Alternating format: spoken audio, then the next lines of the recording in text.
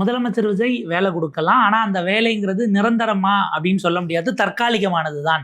நீதிமன்றம் மறு உத்தரவு பார்த்து சொல்ற வரைக்கும் அவங்க வேலையில இருந்துக்கலாம். ஆனா, எப்படி வேணுமானாலும் தீர்ப்பு வரலாம்னு ஒரு செக் வச்சிருக்கு சென்னை உயர்நீதிமன்றம். எப்படி பார்க்குறீங்க? மதுரை உயர்நீதிமன்றத்தில் இன்னைக்கு வந்தது வழக்கு. இதுக்கு முன்னாடியே இந்த வேலை பிரச்சனை சுற்றியே நிறைய பிரச்சனை ஓடிச்சு. இந்த அரசு வேலை கொடுக்கறது, கரூரில் பாதிக்கப்பட்ட மக்களுக்கு அரசு வேலை கொடுக்கறது அப்படிங்கிற முடிவு அப்படிங்கிறது பெரும் சர்ச்சைக்குள்ளாச்சு. ஈவன் இது சர்ச்சையை செய்தது அப்படிங்கிறது தாவேக்காவின் எதிர்க்கட்சியாக இருக்கக்கூடிய திமுகவோ அதிமுகவோலாம் இல்லை.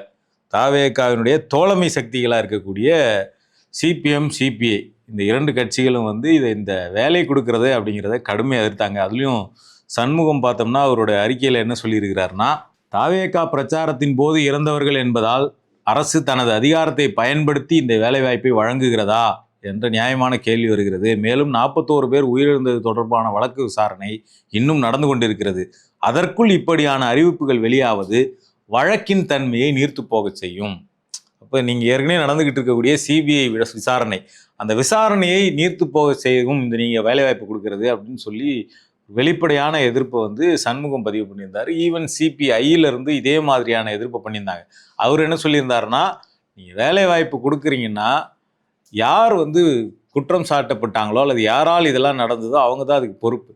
அப்போ ஒரு தனியார் ஒரு கட்சியோடைய இதில் விபத்து நடந்திருக்குன்னா அந்த கட்சி தான் அதுக்கு பொறுப்பேற்கணும். ஈவன் தாவேக்கா அப்படி பொறுப்பேற்கிறதுக்கு தகுதி உள்ள கட்சி அப்படிங்கிற வார்த்தையும் பயன்படுத்தி இருந்தார். ஒரு அரசு நிகழ்ச்சிக்கு இது நடந்திருந்தால் அரசு பண்ணி கொடுப்பதை புரிந்து கொள்ள முடிகிறது. அது ஒரு தனியார் நிகழ்ச்சி, கட்சி நிகழ்ச்சி. இப்படியாக கட்சி நிகழ்ச்சிக்கு கொத்து கொத்தாக உயிரிழந்ததுங்கிற விஷயமும் தமிழ்நாடு அரசியல் இது வரைக்கும் கிடையாதுன்னு போது பொறுப்பு எடுத்துக்கிறீங்களா இல்ல உங்க மேல குற்றம் இருக்குன்னு ஒத்துக்கிறீங்களாங்கிற பார்வையும் அதுல தர்க்கமா ஒரு பெரும் நெருக்கடியை ஃபியூச்சர்ல உருவாக்கும் அப்படிங்கிற வியூவையும் அவர் வைக்கிறார். பெரும் நெருக்கடினா என்ன அப்படின்னா, இன்னைக்கு தாவேக்கா தரப்புல நடந்திருக்கு, அரசு வேலை கொடுக்குறீங்க. நாளைக்கு திமுக கூட்டத்தில் நடக்குதுன்னு வச்சுங்களேன், இல்ல அதிமுக கூட்டத்தில் நடக்குது, இல்ல வேற ஏதோ ஒரு கட்சி கூட்டத்தில், இல்ல ஏதோ ஒரு ஜாதி சங்கத்தினுடைய கூட்டத்தில் நடக்குது.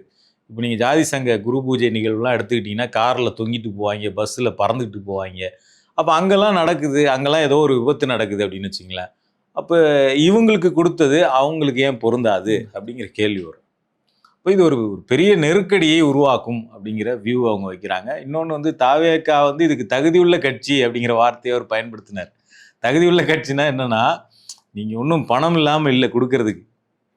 உங்கள் கட்சியில் ஆதவர்ஜுனா இருக்கிறாரு, விஜய் இருக்கிறாரு, மரிய வில்சன் இருக்கிறாரு, ஜேபிஆருடைய மருமகன், இப்போ ஜெகத் ரட்சகன் பையன் வேற ஜாயின் பண்ணியிருக்கிறாரு. ஸோ ஒரு பெரும் பணம் படைத்தவர்களுடைய ஒரு பெரிய குரூப் உங்கள் கட்சியில் இருக்குன்னும் போது நீங்கள் அதை நீங்களாகவே தர முடியும். அரசை எதற்கு பயன்படுத்துறீங்க அப்படிங்கிற கேள்வியை அவர் வச்சிருந்தார்.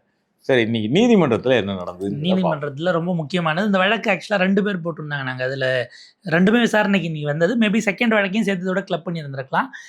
திருமுருகன் அப்படின்னு சொல்லிட்டு தீரன் திருமுருகன் நாம் தமிழரை சேர்ந்த ஒருவர் வழக்கு தொடுத்திருக்கிறார். ஸோ அந்த வழக்கு உள்ள வரும்பொழுது 2 நீதிபதிகள் அமர்வு, ஜஸ்டிஸ் CV கார்த்திகேயன் மற்றும் ஜஸ்டிஸ் R சக்திவேல் ஆகிய 2 நீதிபதிகள் அமர்வு வழக்கு விசாரணைக்கு வந்ததுலேருந்தே தொடங்கியது. இன்றைக்கு மாலை அரசு தரப்பில் என்ன வச்சாங்க, இன்னைக்கு மாலை அப்பாயின்மெண்ட் ஆர்டர் இருக்கு, இவங்க கடைசி நேரத்தில் இந்த மாதிரி ஒரு இதை கொண்டு வராங்க, அதனால அதை ஏற்றுக்கொள்ளக்கூடாது அப்படின்னும் போது நீதிபதிகள் நீங்கள் வாதத்துக்குள்ளே வாங்க அப்படின்னுட்டு வாதத்துக்குள்ளே வராங்க. அவங்க சொன்னது என்னலான்னா, முதல் விஷயம், இது ஒரு அரசு சார்ந்த நிகழ்ச்சியாக நம்ம கருத முடியாது. இதற்கு முன்பாக கும்பகோணம் மகாமகம், அதே போல் ஸ்டெர்லைட் துப்பாக்கிச்சூடு, தருமபுரி பேருந்து எதிர்ப்பு, பேருந்து எரிப்பு, இந்த 3 வழக்கு சம்பவங்களை நீங்கள் எடுத்துக்கிட்டா அதெல்லாம் பார்த்தீங்கன்னா அரசு நிகழ்ச்சி கிடையாது. அங்கே கூடிய கூட்டம் என்பது வேறு. இங்கே எரிச்சதுங்கிறது கிரைம்குள்ளே வரும். மகாமகம்ங்கிறது கூடிய கூட்டம், அது ஸ்டம்பீடு தான். இவங்க யாருக்கும் கொடுக்காதது இங்கே கொடுக்கக்கூடாது, அதற்கான முன் உதாரணம் கிடையாது என்று ஒரு வாதத்தை முன்வைக்கிறாங்க. அதே போல் பார்த்தீங்கன்னா இந்த இடத்துல அரசு தரப்பு அவங்க என்ன சொல்கிறாங்க, கொடுக்கக்கூடாது அப்படிங்கிறதுக்கான விஷயங்கள் கிடையாது, ஸ்டெர்லைட்டில் ஒருவருக்கு வேலை கொடுக்கப்பட்டிருக்கு அப்படின்ற ஒரு பாயிண்ட் வைக்கிறாங்க. அந்த இடத்துல எங்கே டிஃப்ரென்ஷியேஷன் வரும்னா, ஸ்டெர்லைட்டில் நிகழ்த்தியது காவல்துறை, அரசு, ஸ்டேட் ஸ்பான்சர்டுன்றது தான் நம்ம அதை சொல்ல வேண்டியிருக்கணும். நம்ம அருணா ஜெகதீசன் கமிட்டி அப்படிதான் சொல்லுது, அது காவல்துறை மேலே தான் நேரடியாக குற்றம் சாட்டியிருக்காங்க. எந்தெந்த அதிகாரிகள் மேலே தப்புங்கிறதையும் அவங்க லிஸ்ட்டு போட்டிருக்காங்க. அப்போ அப்படி இருக்கும்போது அதை இதோட ஒப்பிடுவது என்பது அடிப்படையில் ஏற்கத்தக்கது அல்ல. அங்கே நிகழ்த்தியதை ஊரே பார்த்து லைவ், அவ்வளோ வீடியோக்கள் இவ்வளவும் இருந்தும் கூட அதில் முழுமையாக கொடுத்தாங்களாங்கிற கேள்வி அதற்கு பிறகு வந்தது.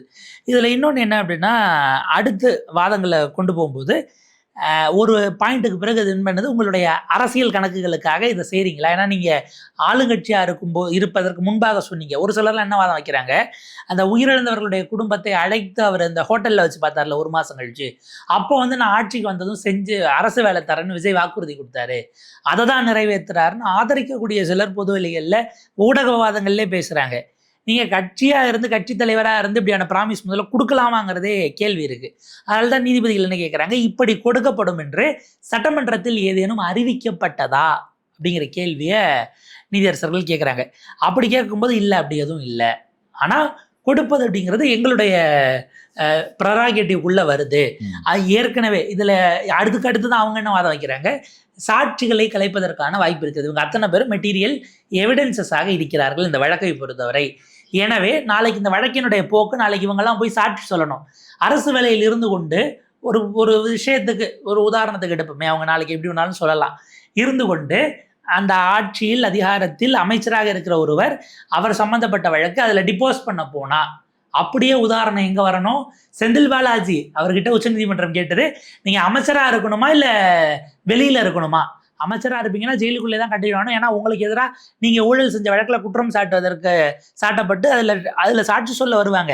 நீங்கள் அவங்களை அச்சுறுத்த வாய்ப்பு இருக்குது. இந்த எக்ஸாக்ட் சுச்சுவேஷன் இப்போ இங்கே உருவாகுமா? நீங்கள் போய் அச்சுறுத்தணும்னு அவசியம் இல்லை, நீங்கள் இருந்தாலே அது உங்களுக்கு அச்சமாக தானே இருக்கும் அப்படின்னு உச்சநீதிமன்றத்தினுடைய இதில் இன்னொரு விஷயம் கோர்ட்டில் தொடர்ச்சியாக மிஸ் பண்ணப்படுது. அது என்ன அப்படின்னா, நீங்கள் பாதிக்கப்பட்ட தரப்புக்கு குற்றம் சாட்டப்பட்ட தரப்பு கொடுக்குது. அது ரொம்ப இம்பார்ட்டண்ட்டு. நீங்கள் அரசு அப்படிங்கிறது வந்து வெறும் அரசாக மட்டும் விஜய் தரப்பு இல்லை, பாதிக்கப்பட்ட குற்றம் சாட்டப்பட்ட அக்யூஸ்ட் தரப்பாகவும் விஜயினுடைய தரப்பு இருக்கிறாங்க.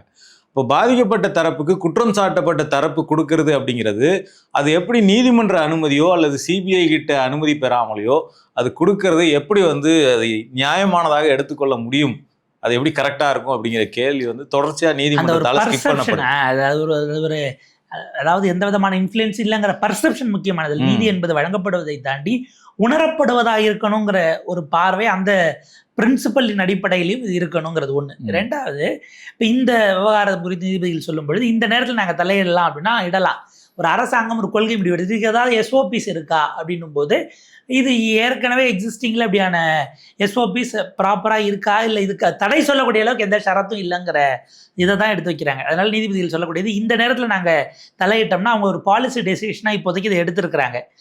இப்போதைக்கு இன்றைக்கு நீங்கள் கொடுப்பது டெம்பரவரி பேசிஸில் தற்காலிக அடிப்படையில் அவர்களுக்கு வேலை வழங்குவதை வழங்கலாம். அது ஜுடிஷியல் ரிவ்யூக்கு உட்பட்டது. இந்த வழக்கை முடிச்சு வைக்கல, இந்த வழக்குமே கண்டினியூ ஆகும். மேபி இதுக்கு முன்னாடி கம்பேஷனேட் கிரவுண்ட்ஸ், இப்போ உயிரிழந்தவர்கள் ஏதாவது அவங்களுக்கு கருணை அடிப்படையில் அவங்களுக்கு வாரிசுதாரர்களுக்கு கொடுப்பதுங்கிறதுக்குள்ள ஏற்கனவே இருக்கக்கூடிய எக்ஸிஸ்டிங் லாஸ் எல்லாம் கொண்டு வந்து இருக்கா, ரூல்ஸ் இருக்கா, அந்த விவாதங்கள் இங்கேயும் தனியாக நடக்கும். இது போக அந்த ஜுடிஷியல் ரிவ்யூவை தாண்டி இந்த மாதத்தினுடைய இறுதியில் நாங்கள் அதை விசாரிக்க விரும்புகிறோம். யார் வந்து பார்த்தீங்கன்னா before the prospective persons to whom employment is offered would receive their first salary. இன்றைக்கு பணி நியமன ஆணைகளை பெறக்கூடியவர்கள் அவருடைய முதல் மாத சம்பளத்தை பெறுவதற்கு முன்பாகவே நாங்கள் இதை விசாரித்து இதில் ஒரு லீகல் கன்க்ளூஷன் நோக்கி நகர்த்துறதுக்கு இந்த நீதிமன்றம் விரும்புகிறது அப்படிங்கிறத குறிப்பிடுறாங்க. குறிப்பிட்ட தேதி வந்து ஜூலை 10, ஆகஸ்ட் இப்போ கொடுக்கறது அவங்க அப்பாயின்மெண்ட் ஆனதுக்கு பிறகு ஒரு மாசத்துக்குள்ள விசாரிச்சிருவாங்க அப்படிங்கிறது. மேபி அவங்களுடைய முதல் சம்பளம் சில நேரங்களில் உள்ள வராங்கன்னா இந்த 20 நாளைக்கான சம்பளம் கூட கொடுக்கலாம். பட் அதுக்கு முன்பாக 27ஆம் தேதி நினைக்கிறேன் தள்ளி வைக்கப்பட்ட நாள். ஸோ அவங்களுடைய முதல் சம்பளம் 21. அப்ப அதுனா இன்னும் 11 நாட்கள் தான். முதல் சம்பளம் அவங்களுக்கு போய் சேர்வதற்குள்ளாக நாங்க திரும்ப விசாரிக்கிறோம்னு சொல்லிட்டு இதுல, ஏன்னா இது வந்து பப்ளிக் சர்வீஸ் கமிஷனுடைய மெம்பர் செக்ரட்டரியவும் உள்ள இம்ப்ளீடு பண்ணி இருக்கிறார்கள். டிஎன்பிசி தரப்பும் உள்ள கொண்டு வரணும். ஏன்னா அது அரசு வேலை அப்படின்னும் போது சில நேரங்கள்ல அவங்களுடைய ரூல்ஸ் எதுவும் இருக்கா, கம்பேஷன் கிரவுண்ட் சார்ந்த விஷயங்கள்ல எதுவும் ஓவர்லாப்பிங் ரூல்ஸ் இருக்காங்கிறத தெரிஞ்சுக்கலான்றதுனால டிஎன்பிசியும் சுமோட்டோவாக நீதிமன்றம் எடுத்திருக்கிறார்கள். அதே போல மெம்பர் செக்ரட்டரி என்ன ஃபைல் பண்ணணும்னா, respect to the guidelines to be followed while making compassionate appointments and whether such guidelines are followed in the present case. இதற்கு முன்பாக இருக்கக்கூடிய எக்ஸிஸ்டிங் கைட்லைன்ஸ் இந்த வழக்கிற்கு அது பொருந்துமா பொருந்தாதான் ஒரு விரிவான அறிக்கையை சோமோட்டோவாக சேர்க்கப்பட்ட டிஎன்பிஎஸ்சியினுடைய மெம்பர் செக்ரட்டரி தாக்கல் பண்ணணும் அப்படின்னு குறிப்பிடுறாங்க. இது வந்து பார்த்தீங்கன்னா கூடுதலாக யார் யாருக்கெல்லாம் டைரக்ஷன்ஸ் கொடுக்க சொல்லி இந்த வழக்கு தாக்கல் செய்யப்பட்டதுன்னா chief secretary, additional chief secretary, personnel and administrative reforms department முதலமைச்சர் கீழே நமக்கு இவங்க அதிகாரிகளை நியமனம் செய்யக்கூடிய அந்த இது ஹோம் டிபார்ட்மெண்ட், அதே போல் revenue and disaster management, district collector Karur, இவங்க எல்லாருக்கும் கொடுக்கக்கூடியது தான். அதாவது ஃபைனாலிட்டி சுப்ரீம் கோர்ட்டில் வர வரைக்கும் இதை ஹோல்டு பண்ணணும், எதுவும் கொடுக்கக்கூடாதுன்னு டைரக்ஷன்ஸ் கேட்டு தான் அந்த வழக்கு தொடுக்கப்பட்டது. அவர் சொல்கிறார், எந்த விதமான யூனிஃபார்ம் பாலிசியும் சுத்தமாக இல்லை, மாநிலம் தழுவிய அளவில் ஒரு கொள்கைங்கிறது ஏற்கனவே இல்லாததுனால இந்த இத்தகைய ட்ராஜடிஸ் வரும்போது வர்றதுங்கிறது. இப்படி இவர்களுக்கு பணி வழங்குவது என்பது இப்போ டிஎன்பிசிக்கு காத்திருக்கிறவர்களுக்கான அந்த ஈக்குவாலிட்டி அப்படிங்கிற ஈக்குவல் ஆப்பர்ச்சுனிட்டி ஆர்டிகல் 1416 எதிராக போகுங்கிற ஒரு வாதத்தையும் வைக்கிறாரு. இன்ஸ்டண்ட்டாக அதை அக்செப்ட் பண்ணிக்கிட்டாலும் கூட இல்லை அதை இன்னும் எலாபரேட்டாக ரெண்டு தரப்பும் விவாதிக்க வேண்டியது அப்படிங்கிறதாக தான் நீதிபதிகள் கருதி இதை 21 ஒத்தி வச்சுட்டு உள்ள எடுத்து அவங்க கிட்ட ரிப்போர்ட்ஸும் கேட்டிருக்கிறாங்க. ஸ்டேட் கவுன்சில் என்ன சொல்றாரு, சுப்ரீம் கோர்ட்டில் ஐஏ கொண்டு வராங்க கவர்மெண்ட் ஜாப்ஸ் தொடர்பா அப்படின்னும் போது அந்த பெட்டிஷன் மறுபடியும் வித்ட்ரா பண்ணிட்டாங்கன்னு ஆர்எஸ் பாரதி அந்த பெட்டிஷனை குறிப்பிடுறாங்க. ஏற்கனவே தூத்துக்குடி ஃபயரிங்கில் கொடுக்கப்பட்டது அப்படிங்கிறதையும் இது பண்ணுறாங்க. ஆனால் நீதிமன்றமே சொல்லக்கூடியது தூத்துக்குடி இன்சிடென்ட் போலீஸ் எக்ஸஸ், ஆனால் கரூரில் போலீஸ் எக்ஸஸ்ன்னு நம்ம அப்படி சொல்லிட முடியாது என்று ஒரு அப்சர்வேஷனாக நீதியரசர்கள் அதை வச்சுட்டு தான் அடுத்த ஹியரிங்காக. கள்ளக்குறிச்சியில் கள்ளச்சாராய மரணங்கள் நடந்தது. அவங்களுக்கு வந்து அது வந்து அரசினுடைய பிழை. கள்ளச்சாராயம் காய்ச்சினது வேற ஒருத்தன்னா கூட அதுல அரசு வந்து கண்டுகொள்ளாமல் விட்டது அப்படிங்கிறது தவறியது அரசினுடைய பிழை. அப்படி இருந்தாலுமே அவங்களுக்கு வந்து நிவாரணமாக பணம் தான் கொடுக்கப்பட்டுச்சு. தனது கடமை தவறியதற்காக இந்த அரசாங்கம் அதை ஒரு இழப்பீடு மாதிரி கொடுத்தாங்களே தவிர ஆக்சுவலாக அதுவே இன்னைக்கு வரைக்கும் விமர்சனத்துக்கு உள்ளாயிட்டு இருக்குது. நீங்கள் அப்படின்னா அவங்களுக்கு கொடுக்குறீங்க, விபத்தில் இறந்தா ஐ திங்க் அமோனியாவில் இறந்தவங்களுக்கு அதை விட கம்மியாக தான் கொடுத்தாங்க, 2 லட்சம் கொடுத்தாங்க, குறைவாக தான் கொடுத்தாங்க. அப்போவே அது சர்ச்சைக்குள்ளாச்சு. இப்போவும் அதை தாண்டி வெவ்வேறு இழப்பீடுகள்லாம் கொடுக்கும்போது கூட கலாச்சாரம் குடிச்சு இழந்தா அவங்களுக்கு 10 லட்சம், இதுக்கு மட்டும் ஏன் குறைவுங்கிறத திமுகவுமே ஆக்சுவலாக அந்த இழப்பீடுகள் கொடுக்கறதுலேயே ஒரு யூனிஃபார்மிட்டி இல்லாமல் இருக்கு அப்படிங்கிறதே ஒரு சிக்கலுக்குரிய விஷயம். நீங்கள் வந்து ஒரு இழப்பீடு வந்து நிலநடுக்கத்தில் செத்தவங்களுக்கும், வெள்ளத்தில் செத்தவங்களுக்கும், கட்சி கூட்டத்தில் செத்தவங்களுக்கும், அல்லது அம்மோனியா கேஸ் தாக்கி செத்தவங்களுக்கும், இறந்தவர்கள் மத்தியில் எதற்காக இந்த பிரிவினை அப்படிங்கிற ஒரு மிகப்பெரிய கேள்வி இருக்கு. இழப்பீடுல ஒரு யூனிஃபார்மிட்டி இல்லாமல் இருக்கு. அதாவது ஒரு விஷயம் சென்சேஷனலாக மாறுச்சுன்னா அந்த இடத்துல அதிக இழப்பீடு, சென்சேஷனலாக மாறல சாதாரண நியூஸாக கடந்து போயிடுச்சு அப்படின்னா அங்கே குறைவான இழப்பீடு. இப்படி இழப்பீடுலேயே ஒரு பாரபட்சம் காட்டப்படுது அப்படிங்கிறதே ஒரு பெரிய கேள்வி. அது அப்போ அந்த இடத்துல தான் ஒரு யூனிஃபார்ம் பாலிசிக்கான தேவை என்பது வருகிறது. நீதிபதிகள் அந்த பார்வையும் விட்டிருக்கிறார்கள். ஸோ இப்போ முதலமைச்சர் இன்றைக்கு கொடுக்குறார் மதியம் அப்படின்னாலும் அது இப்போதைக்கு தற்காலிகமானது, சப்ஜெக்டட் டு ஃபைனல் அவுட்கம். அந்த ஃபைனல் அவுட்கம்ங்கிறதே 2 விஷயம். ஒன்று, நீதிபதிகள் இதெல்லாம் முழுமையாக விசாரிச்சுட்டு சிபிஐ கேஸில் யார் பொறுப்புங்கிறது வரட்டும் என்று சொல்லி நீதிபதிகள் நகர்த்தி வைக்கவும் வாய்ப்பு இருக்குது. இல்லை இங்கேயே எக்ஸிஸ்டிங் ரூல்ஸில் அப்படி என்ன மாதிரியான கிளாஸஸ் இருக்குன்னு டிஎன்பிசி கொடுக்குறாங்க, இல்லை இவங்க தரப்பில் வேறு சட்டங்கள் விதிகளை கொண்டு வராங்கன்னா அதை தாண்டி இவர்களே கூட ஹால்ட் பண்ண வாய்ப்பு இருக்கு. கடந்த காலத்தில் போட இன்னொரு முக்கியமான கேள்வி இருக்கு. இந்த விசாரணை நடந்துகிட்டு இருக்கு. ஒருவேளை நாளைக்கு சார்ஜ் ஷீட்ல விஜயினுடைய பெயர் சேர்க்கப்படுதுன்னு வச்சுக்கிங்களேன், சிபிஐயால விஜய் கன்விக்டட் ஆகுறாரு அப்படின்னு ஒரு கேஸ் எடுத்துக்குவோமே, அப்போ இந்த ஃபேமிலிஸ் வந்து விஜய் கையால் இன்னைக்கு இந்த அரசு பணியை வாங்குறாங்க. அப்போ இது என்னவா பார்க்கப்படும் நாளைக்கு? விஜய் வந்து இந்த கேஸில் கன்விக்ட் பண்ணப்பட்டார், குற்றவாளின்னு அறிவிக்கப்பட்டார்னா அவர் கையாலேயே பாதிக்கப்பட்டவர்கள் வேலை வாய்ப்பு வாங்கினதுங்கிறது அது ஒரு ஆரோக்கியமான விஷயமே கிடையாது. இல்லை, அது எப்படி பார்க்கப்படும்? அது ஒரு பெரிய கேள்வி. இதில் மிக நிச்சயமாக அந்த வழக்கினுடைய தன்மை, வழக்கு எந்த விதமான சிக்கலும் இல்லாமல் நடந்ததா, அதாவது நியாயமான முறையில் நடந்ததா என்பதை நம்ப வைக்க வேண்டிய அந்த நம்பகத்தன்மையை கிரிப்பாக ஹோல்டு பண்ண வேண்டியது ஒட்டுமொத்த அமைப்பினுடைய பொறுப்பு அப்படிங்கிறதாக தான் நம்ம பார்க்க வேண்டியிருக்கு. இது ஃபர்தராக எப்படி நகருதுங்கிறத நம்ம பார்ப்போம். அஃப்கோர்ஸ் இது ஒரு தவறான முன்னுதாரணம், பலரும் அதை விமர்சித்து இருக்கிறார்கள். இதை நீங்கள் அப்படி பார்க்கக்கூடாதுன்னு ஆதரவு குரல்களும் பல இடங்களில் இருந்தும் வந்திருப்பதை பார்க்க முடியுது. கிருஷ்ணசாமி எதிர்க்கிறார், அன்புமணி ஆதரிக்கிறார், கரூர் எம்பி ஜோதிமணியும் அதை ஆதரிக்கிறார், திருமா அவர்கள் அதை ஆதரிக்கிறார். ஸோ பார்ப்போம் இது மேற்கொண்டு என்ன மாதிரி ஒரு விஷயங்களை நோக்கி நகருது. இவங்க இதுக்கப்புறம் அரசு எஸ்ஓபியும் தயார் செய்ய சொல்லியிருக்கிறார்கள். அது வந்ததுன்னா தான் நமக்கு சில குழப்பங்களுக்கான விடை கிடைக்கும். பார்ப்போம்.